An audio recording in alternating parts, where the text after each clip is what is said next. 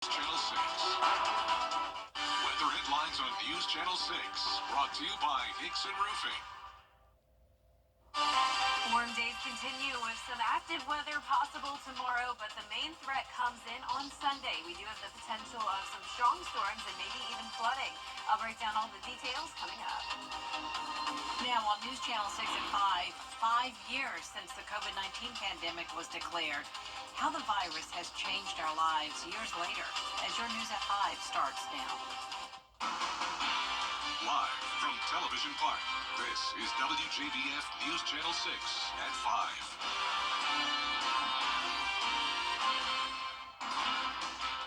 Good evening, everyone. I'm Jenny Montgomery. Thank you so much for joining us. Coverage you can count on begins with 5 years passing since COVID-19 was declared a global pandemic. Graham Lee is in the studio now with more on what we've learned since then. Graham? Mask mandates to social distancing, the pandemic turned our world upside down. But 5 years later, doctors say they're still seeing impacts from the disease. The outbreak started in December 2019 with the first case coming out of Wuhan, China. Dr. Philip Kuhl with Wellstar MCG Health says that's when he started getting his team ready. We're really kind of preparing for what we thought would be coming. And when the WHO declared that it was a global pandemic, then that just kind of confirmed what we had suspicion could happen. Over the next few years, the disease took the world by storm. Businesses and schools were forced to close, and many losing jobs. The healthcare industry perhaps took the hardest hit. Not only because of the burden of COVID on our patients and a surge of critically ill patients, but complicating healthcare in terms of staffing shortages because of people getting COVID themselves and not having enough staff, the supply chain disruptions. Recent data from the CDC shows more than 1.2 million Americans have died from COVID-19 since the pandemic started, and the impact is still being felt. The World Health Organization says almost 4,000 Americans have been hospitalized from COVID just over the last month. What appears to be happening is now that we have immunization against COVID-19 and people have developed natural immunity against COVID-19, we are seeing a lessening of the impact. But this is kind of settling into being the fifth common coronavirus that affects humans and causes disease. Georgia saw close to 1,000 people die per week from the disease at the height of the pandemic. While those numbers are now down to less than 20 per week, Kuhl says some people should still take precautions. For those that do have medical conditions, they still need to be concerned about it, much like they do the flu or the other coronaviruses. So it's still an issue of concern, but it very much is approaching becoming just another cold virus for the average person. So the recommendation for the elderly and those with severe medical conditions have not changed with wearing masks and social distancing. And while the impacts are still there, it's far less than it was just a few years ago. Jenny?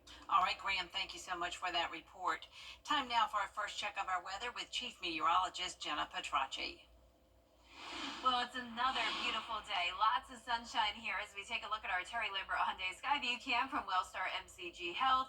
Just can't beat it. It's a spring-like day with temperatures even warmer than yesterday by a whole 6 degrees in Aiken, 8 degrees warmer in Edgefield. Augusta's 5 degrees warmer than yesterday, and that's putting us in the low 80s in some places. Augusta and Louisville right at that 80-degree mark. Same thing in Evans. Swainsboro, a few degrees cooler at 77.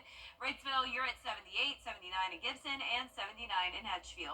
Relative humidity is very low today, down to 19% in Augusta, and that combined with the winds coming in up to around 15 miles per hour is leading to that fire danger threat once again today. So you want to refrain from burning when we have that low humidity and the gusty wind. So keep that in mind for the rest of your Wednesday. We will have some changes though tomorrow. Notice we have the high pressure exiting in the Atlantic, and then we have this low pressure system moving in. So this cold front's producing some cloud cover across Texas up towards Arkansas.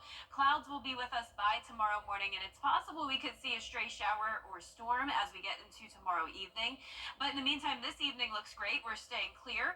Temperatures into the mid-70s still at 7 p.m. and then dropping to the low 60s at 9 p.m. Looking ahead, you can see that slight chance of showers and storms on Thursday. Partly cloudy but dry on Friday, and then mostly dry on Saturday, but we will have a strong system coming in, which will bring us the severe weather threat and that flood threat on Sunday morning. I'll break down all the details with a look at your your long-range futurecast coming up. But back to you, Jenny. Thank you, Jenna. In just a few weeks, golf enthusiasts from all over the world will be right here in Augusta for the 2025 Masters Tournament. Bria Smith joins us now live with more on how traffic preparations impact those of us who live here year-round. Bria? That's right, Jenny. And right here at River Ridge Drive and Washington Road is exactly where the temporary traffic light was placed last year, and it will return this year. It's supposed to help Masters patrons to get to and from the course safely. Now, we did speak to neighbors in this area who say they're all for the idea. However, they are a bit concerned with the congestion it caused last year getting in and out of their neighborhood. They say it took about 15 minutes just to get to the top of the road, but overall say it was helpful to the patrons. This year, neighbors are hoping for improved results for the traffic light. During Masters can be very difficult, and when they put the traffic light up at the top of River Ridge, there's really hard for us to exit the neighborhood because obviously they're trying to move traffic up and down Washington Road, but we still have all of the cars from the neighborhood trying to exit, and virtually the only way you can get out is through this. You can't use Northwood anymore because of the way it's set up, and so we're limited with the number of exits that we once had. Next week, city leaders and the Traffic Engineering Division will meet to discuss the overall Masters traffic plan, including the light here at River Ridge Drive, and we'll keep you updated once we learn more information on that. But for now, reporting live in Augusta, Bria Smith, WJBF, News Channel 6. All right, Bria, thank you. Cattle farmers from across Georgia are coming together in Augusta to learn about current issues within the industry on not only a state but a national level. Isabella Moody was there. Right now, the Georgia Cattlemen's Association is holding its 2025 convention. It gives farmers a chance to network and learn about new programs that may help them. This is the group's 63rd annual convention. It features a trade show, cattlemen's college sessions, and business meetings where they discuss the future of the organization and allowing members to give input. To me, this conference is bringing people from all different walks of life together, and ultimately it's a source of what feeds us. And beef feeds America, and it's one of the largest products there are in the world, and we need to believe in that and have that for a sustainable future. There are more than 15,000 cattle producers in Georgia, and this convention is something where they can find new resources to use. Brian McPhail, CEO of MB Enterprise, can show farmers his product that helps with keeping fleas and flies off cattle. We get to learn all kinds of things in the cattle industry when we do things like this. Not only are cattle used for things like beef or dairy, but they also help the environment. Environmental benefits, maintaining open space, maintaining pretty scenery. You know, everybody likes to drive down the road and see a pretty cow pasture with some nice cattle out there, but we're also sequestering carbon and all the environmental things that, you know, are becoming more important every day. Organizers think having something like this brings a sense of community to all who are a part. I think a lot of times farmers and folks in rural communities especially can feel very isolated and lonely, and they don't know that other people are going through the same struggles they are. The convention is going from Wednesday, March 11th till Friday, March 14th at the Augusta Marriott Convention Center. In Augusta, Isabella Moody, WJBF News Channel 6. South Carolina lawmakers are looking at changes to how wild animals are regulated. House Bill 4100 would require permits for wildlife rehab and education programs. It would also make it harder to own or breed certain animals. The Department of Natural Resources could take animals from owners who don't follow the rules and decide where they go. This worries some wildlife educators and animal owners. We have in-home rehabbers. We have a lot of home rehabbers who work, and so inspections would need to be arranged. But when it comes to making decisions on these animals' care and their health, who better to do it than those of us that are 24/7 working with these animals? We know them better than anybody. The House will take up the bill next week in the Wildlife Subcommittee. To find out how to submit your thoughts or sign up to testify, just go to our website. Coming up, cuts to the Department of Education, why lawmakers are split over the layoffs. Next. And we could see a few storms tomorrow, primarily in our southwestern counties, but a much higher chance of widespread rain, windy conditions, and those thunderstorms on Sunday. I'll break down all the details in the next few minutes. Shifting gears. Still ahead, storm cleanup for a local Girl Scout camp. Why it may not open in time for summer, though, after the forecast. Weather headlines on WJBF News Channel 6. Brought to you by Hickson Roofing. If your roof needs fixing, call Mr. Hickson. Here's a crazy good sleep. Oh, Mr. Hickson.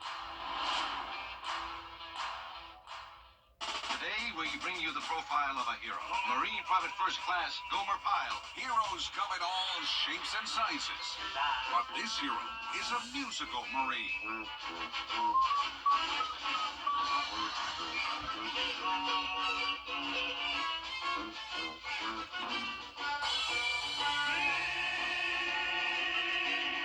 Gomer Pyle. Weeknights on MeTV, WJBF 6.2. Now, your most accurate forecast with WJBF Live 5/6. Welcome back. It's a breezy and sunny day with nice low humidity. You're taking a look at our Terry Lambert Hyundai Skyview cam in Emmanuel County. Flag is whipping back and forth, and so are the trees. Winds are coming in out of the west, 13 miles per hour sustained. Occasional gusts up to around 20. 80 degrees today, very warm, around 10 degrees above average. Dew points super low, down in the 30s. Humidity at 19%. All of us at least made it into the upper 70s today, if not the 80-degree mark. Crawfordville, you're at 78, 79 up in Lincolnton and down in Sylvania as well. Aiken, you're at 78, same thing in Saluda, and 77 down in Swainsboro. We have all that dry air still in place, but high pressure is exiting into the Atlantic and low pressure is moving in. We have all of this moisture and some strong storms will be moving into parts of the southeast tomorrow. There is a marginal risk of severe weather in the area around Alabama here, so can't rule out the potential of some strong to severe storms there. In our neck of the woods, it's just going to be our southwestern counties that will have a chance of some storms tomorrow evening. But in the meantime, it is going to be a dry start to the morning for everyone. Temperatures in the mid-40s. We climb into the mid-70s in the afternoon. So the clouds tomorrow will keep temperatures a few degrees cooler, but still overall pretty warm. So here's our futurecast tomorrow at 7 a.m. You can see the clouds coming in from the west. So still some periods of sunshine here and there. And then as we go into the afternoon, a few sprinkles possible. But as I mentioned, the majority of that storm activity will only impact our southwestern counties. And even this may be a bit overdone. So places like Sandersville, Louisville, Wrightsville, and Swainsboro, you'll be watching for some of those storms tomorrow, if not just some showers, but overall nothing significant. Now, we will have significant weather moving in this weekend, primarily on Sunday morning. A potential flood and severe weather threat due to a stronger cold front moving in, but the main threat is also to our west with this as well. So a 30% probability of severe storms according to the Storm Prediction Center on Saturday for the area shaded in orange here. Now this shifts off towards the east on Sunday, and that includes the entire CSRA under a 15% probability of severe weather. We will also have to watch for the possibility of flooding, but we do have some models still indicating not a whole lot of rain from this. It really all depends on how fast that front moves. And you can see here Saturday at 5 o'clock, it will be a very windy day. So the wind's coming in from the south, warming us up to the 80s again on Saturday, but it does look like we'll stay dry on Saturday. Now, if this does get a little bit ahead of schedule, some of our northwestern counties may see rain around midnight, but the bulk of this won't come in until Sunday morning. So think back to the past couple of Sundays where we've had that severe weather early in the morning. This looks to be similar. So here comes the cold front, 6 a.m. Winds are going to be strong. We're going to have those heavy downpours, and our main threat of severe weather will be the damaging winds. Now, what we don't want to happen is have this stall out. As of now, it looks like it will be out of here by 2 p.m. with high pressure taking back over, but there is the possibility that it could slow down. We'll keep you updated on that as we get closer to the date, and after the cold front comes through, we will be dropping to the upper 60s, at least briefly, so it will be a cooler St. Patrick's Day, back to sunshine Monday, Tuesday, and Wednesday of next week. Then on that first day of spring next Thursday, we'll have another chance of a few showers, and that will drop our temperatures again to the mid-60s next Friday. That sounds great, Jenna. Looking forward to spring getting here. Oh, me too. Today, the Girl Scouts of America celebrates its 113th birthday. Camps across the country are preparing for an influx of girls, except for one local camp. Kim Vickers reports. Well, the Girl Scouts are wrapping up cookie season and preparing to head to camp, but with tens of thousands of dollars worth of work still to do on Camp Tanglewood, it's not likely it's going to be ready in time for summer camp. Cookies and camp are two words that are synonymous with Girl Scouts. Camp Tanglewood in Martinez has been a fixture for more than 80 years. During Helene, it sustained major damage, losing 11 structures. For many who love the camp, seeing the damage was devastating. In the months since the hurricane, most of the storm debris has been cleaned up and the damaged buildings torn down. One leader says it feels good to see the camp slowly come back to life. It gives you hope. Everything's going to be okay. It's all going to work out. We're going to rebuild. We'll make new memories. Everything's going to be fine.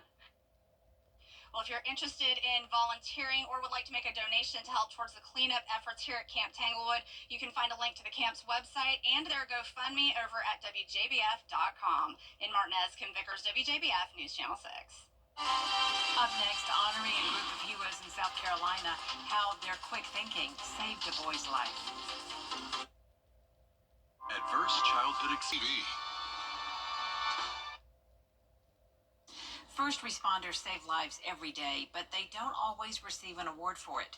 Scarlett Lizjak spoke with a group of first responders in Spartanburg County who were recognized for saving a young boy's life. Around 4 o'clock in the afternoon on January 21st, Duncan Fire Department received a call for an unknown emergency. On this particular call, we had no idea what type of call it was. Even on our CAD notes, it said language barrier. Very minimal information, so they didn't know what we were going to. All they knew is that they needed to send police, fire, and EMS. John Thompson and Justin Starks are both captains with the Duncan Fire Department. When they arrived on scene that day, they found a young boy in need of help. A roughly 10-year-old little boy was severely injured with a laceration to his leg. Another obstacle was the boy's family spoke Swahili, but despite the language barrier, they say their training kicked in. Justin was able to retrieve the cat tourniquet, something we use for very bad wounds. And after Justin grabbed it and I had the little boy, we was able to put the tourniquet on, tighten it up to stop and control the bleeding. It was snowing and it was cold, so obviously we had to treat for shock. So we had to keep the patient warm. Those actions helped save the boy's life.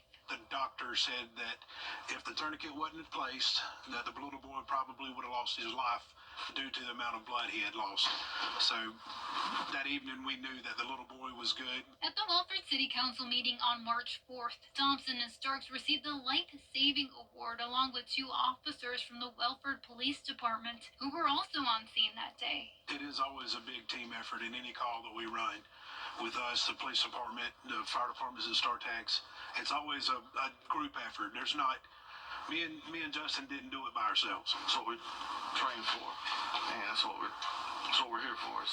We're not looking for recognition or anything. It's just another day at work for us. We just enjoy coming to work and being able to help people. What a great story. And that does it for us this half hour, but we have more coverage you can count on coming up at 5:30, including retaliatory tariffs against the U.S. Why President Trump says the European Union is taking advantage of America after the break.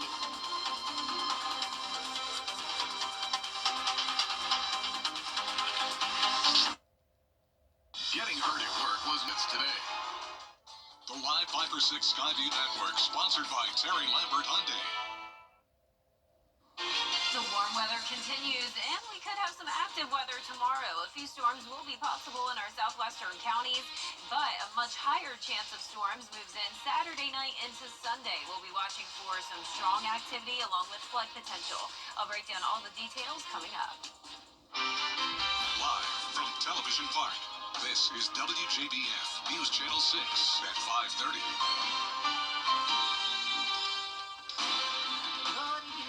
I'm Dee Griffin. Thanks so much for joining us on News Channel 6 at 5:30. Topping today's headlines, big changes ahead for traffic in Augusta as the city prepares for the 2025 Masters Tournament. A traffic light is being reinstalled at a key intersection to help manage the influx of visitors, but some locals worry it could cause delays. City leaders will meet next week to finalize the Masters traffic plan. Augusta University honors Women's History Month with a special forum recognizing women veterans and active military members. Organizers highlight the contributions of women who have broken barriers in male-dominated roles. South Carolina bill banning smoking in cars with children is back in the Senate committee after nearly 20 years. Supporters call it a step toward protecting kids, while advocates push for broader tobacco prevention efforts. The bill heads to the full committee next week. Coverage you can count on begins with Canada and the European Union announcing retaliation